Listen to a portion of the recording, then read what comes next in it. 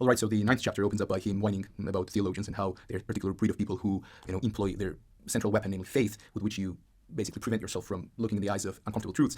So what he's setting up in the short punchline of the ninth chapter is that this whole business of Christianity and of theologians is to set up concepts that are directed against life, because Nietzsche is developing this idea that every single central concept of Christianity, God, salvation, eternity, afterlife, soul, resurrection, this, that, there is something that binds them inwardly. There is some common denominator between every single central concept of Christianity and the concept that theologians employ, namely that all of them are directed against life, against becoming, against the flesh and blood, right? Because how do you attain God? How do you meet God? How do you present yourself to God? Well, you die. How do you access eternity? Well, you die. Well, how do you access heaven? Well, you die. Well, how do you liberate your soul? Well, you basically die, okay? Because your flesh,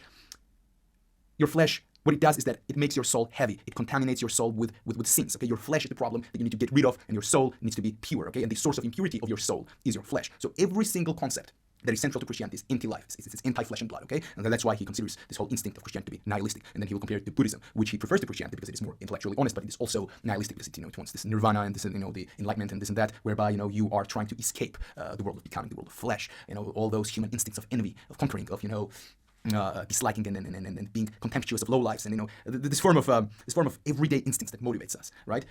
Which those religions are, and neo-spiritualist cults wants us to free ourselves from. Okay.